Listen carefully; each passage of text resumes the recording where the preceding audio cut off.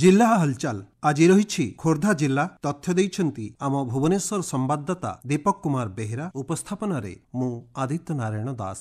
राज्यपाल डॉक्टर हरिबाबू कंभमपाटी दिनिकिया खोर्धा जिला गस्तरे आसी जिला परिषद सम्मेलन कक्ष केन्द्र और राज्य सरकार विभिन्न जनहितकर योजनार समीक्षा करी जिला को द्रुत शिल्पायन विकास करी नियुक्ति और आर्थिक मानदंड सुदृढ़ करने को आह्वान देइछंती। बैठक में पूर्तमंत्री पृथ्वीराज हरिचंदन, भुवनेश्वर एकाम्र विधायक बाबू सिंह, खोर्धा विधायक प्रशांत कुमार जगदेव, राज्यपाल प्रमुख शासन सचिव एनबीएस राजपूत, जिला परिषद सभापति रूपश्री राणी गुमान सिंह, जिलापाल चंचल राणा, एसपी सागरिका नाथ प्रमुख जोग देइथिले। कार्यक्रम में राज्यपाल प्रधानमंत्री आवास योजना स्वच्छता और प्रकृत हिताधिकारी गृह प्रदान करा उपरे गुरुत्वारोप करने सह ब्लॉक वारी पौरांचल विज्ञापित अंचल परिषद वारी अग्रगति उपरे समीक्षा करी निर्धारित समय गृह कार्य संपन्न हेबा द्वारा बोनस राशि प्रदान उपरे समीक्षा करथिले। खोर्धा जिला बाणपुर पंचायत समिति गंभारी मुंडा ग्राम पंचायत स्थित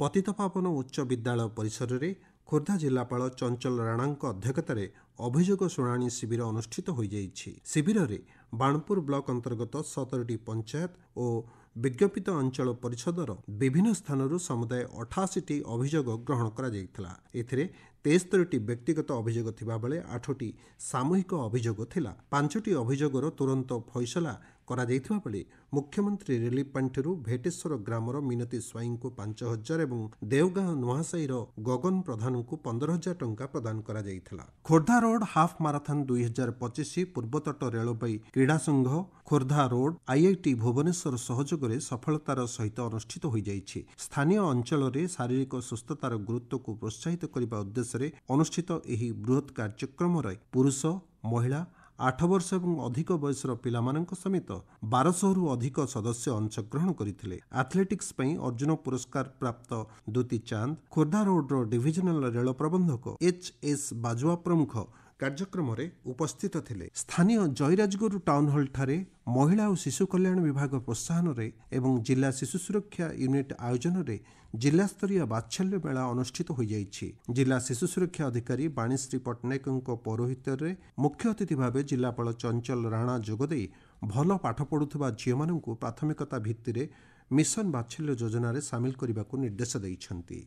सेमानंक स्वास्थ्य शिक्षा एवं सर्वांगीन उन्नति रे समस्त अधिकारी उत्तरदायित्वर सह कार्य करने को से परामर्श मध्य देइछंती। एही अवसर में योजनार 2 जन सफल हिताधिकारी देवस्मिता होता एवं चिन्मयी विषयी निजर प्रेरणादायी अनुभूति प्रकाश करथिले। खोर्धा जिलार विभिन्न अंचल में चालू रहितिबा मेगा पाइप जलजोगाण समन्वय और परिचालना कमिटीर बैठक में जिलापाल चंचल राणा चिलिका टांगी बाणपुर री वाटर ट्रिटमेंट प्लांट निर्माण भुवनेश्वर ब्लॉकर 9टी पंचायत रे clear water rising main pipeline Tangi ब्लॉकर 17टी ग्राम पंचायत रे बिछा जाइथिबा clear water rising main pipeline Chilika Tangi Banpur block Bhubaneswar ब्लॉकर 6टी पंचायत रे पानीय जल सेवा निमंते बांकुआपाड़ एलिवेटेड स्टोरेज रिजर्भर निर्माणर समीक्षा करथिले। भारतीय प्रजुक्ति प्रतिष्ठान ऑडिटोरियम रे आयोजित ऋतुस्राव स्वास्थ्य और स्वच्छता उपरे एक सम्मेलन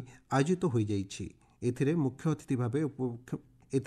अतिथि भावे उपमुख्यमंत्री प्रभाती परिडा जोगदे बेसरकारी और सरकारी प्रतिष्ठान गुड़िकरे ऋतुस्राव सुगमतार एक पदक्षेपर प्रतीक बोली मतव्यक्त करथिले। आईआईटी मेंसुरल हेल्थ आउ हाइजीन उपरे कॉन्क्लेव करिवो तार मेसेज सोसाइटी के गोटे अलगा कथा जीव मैं हाइजेनिकली ग्राउंड देखिबा 3 जन रे जणे बेमार पड़ुचंती कि तार प्रॉपर्ली हाइजीन आमे मेंटेन करू पारुने बोली कि प्रकृत रे एबे होची समय एको आमे एड्रेस करबा कथा। जिला हालचाल प्रसारण आज एतिके शेष होला। आपण माने आसंता काली जिला हालचाल रे सुनी परिबे कोरापुट जिला संपर्क करे।